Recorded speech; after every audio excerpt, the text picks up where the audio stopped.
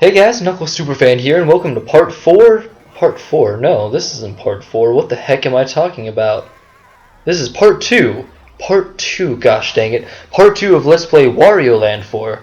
There we go. And look, I nailed it this second time. So maybe I meant to do that on purpose.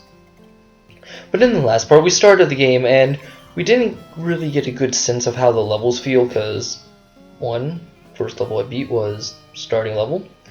Second level I beat, it's more like a basic first level. There's not a lot going on here. But anyways, this is like where the game really starts and picks up.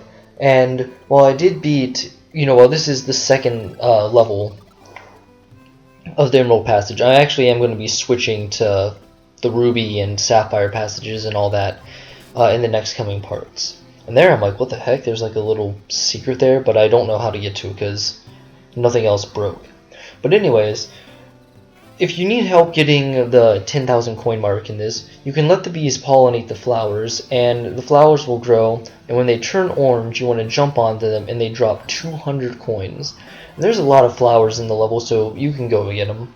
And what we also saw earlier was the second of Wario's transformations. In the first video, we saw Fat Wario, which basically just makes him fat, and you can break these blocks by jumping on them, and you move really slowly. And here, if you press the B button while you're Puffy Wario, you can go and fly up a little bit faster. It's useful for, speeding up the process of doing it, but, so if you're good, you can do it, but if not, you can just let it go, just let them float up normally. And these mole things are in the ground. They throw little spike balls at you, but that's only when they're digging. If they're out of the ground, they don't have any dirt to dig, so they won't do it, if that makes sense. I know it's kind of weird. But I'm doing pretty good today. I've gone and edited a lot of stuff for this channel. I've gone in, I'm recording a part now. I've gone and did some Pokemon earlier with Jenny, and it's all really hunky-dory and everything. And I'm really grateful that I do have the opportunity to do this stuff and everything, because I know a lot of people are swamped with work, college work, and I do have homework that I need to do later, but I was like, nah, I'll go and record a part right now. And I was also thankful because I was able to get my editing software back up. I don't know what I did, but I somehow managed to screw things up, and I ended up losing my editing software, but I went and got it back, and it's back and ready forever, and I have a lot of stuff that I want to record, at least commentary that I need to go and do in that time period. But overall, like I said, I'm just happy with how things are turning out right now, and it's pretty good. The only thing I could really say that could be better is actually track.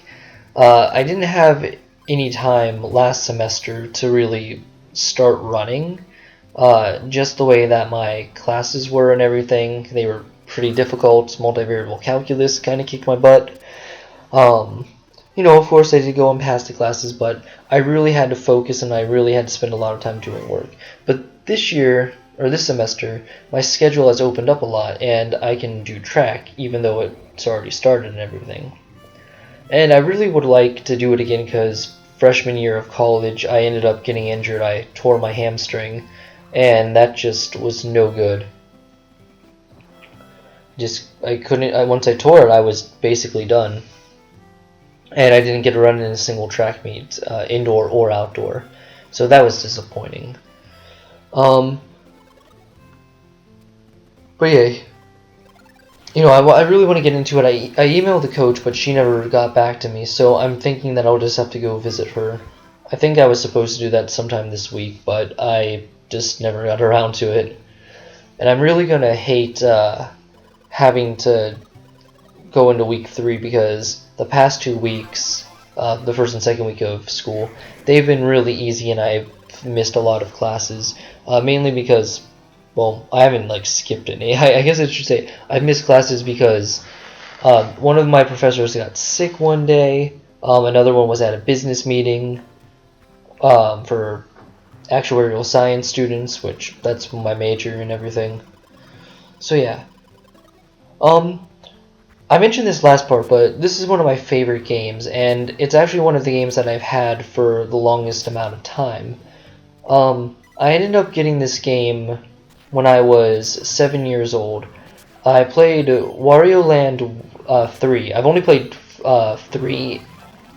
Sorry about that. I've only played 3 and 4, but like I said, I love both of those games to death. But when I was 6, I went and rented Wario Land 4 from Blockbuster, back when Blockbuster was still a thing and you could, rent games from there.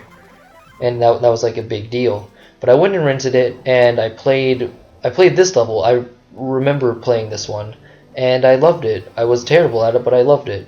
And after liking the third game so much, I said I would super enjoy getting to play the fourth one in the series. So for my birthday, I asked my grandmother if she would go and get it for me, and she was like, "Well, I'll see what I can do." And I remember she put it inside of a shoebox, and I must have looked really disappointed when I unwrapped the present, because like I said, I was 7 years old and I was just expecting it to be wrapped up like I was expecting the box that Wario Land 4 came in to be wrapped up just like the other presents, because when mom and dad got the games from me before, they would just wrap up the boxes that they were in. Now this part is really annoying. I'll get back to that in a sec, but I did not mean to do that. I wanted to jump up there, and I'm just screwing up right now, and I'm like, oh, gosh dang it. Like I said, these rooms are good for getting just little extra bits of stuff every now and then. But yeah, my grandma got it for me, and like I said, I love the game, and it's been one of my favorites. It's just amazing. And I do recommend that if you have the chance, you should play it. I really wish that I had a 3DS when it first came out, so I could have been part of the Ambassador program, because they released like 10, I think, Game Boy Advance games, and this was one of them. And I really wish that I had some way to play it on my 3DS. I mean, yeah, I know I have the physical copy and the emulator, but I would like the 3DS one, because I think like they went and changed a few things, like the CD room. They went and changed how that works, and I was really interested to see how that turned out. But now you see here we have a 2-minute and 30-second time limit, so a minute longer than the first one. And sometimes you have to take different routes through the level. Like in the first level, the Hall of Hieroglyphics, you just went and had to throw one rock through a block basically, and then it's like, oh hey, you're finished with the level. Then in Palm Tree Paradise, sorry, my thoughts are a bit jumbled right there, but in Palm Tree Paradise, it was like, hey, you've got to go and just go all the way back through what you just did. You're backtracking through all of it, and this part takes you through a kind of new area of the level. I mean, you're above what you were doing before, like you could see bits and parts of it, but you really, it really is a new area. Oh, and also at the end of each level, for each heart you have, you get 50 more gold pieces. So that can be a way to add on to your score if you're just under the 10,000 point mark.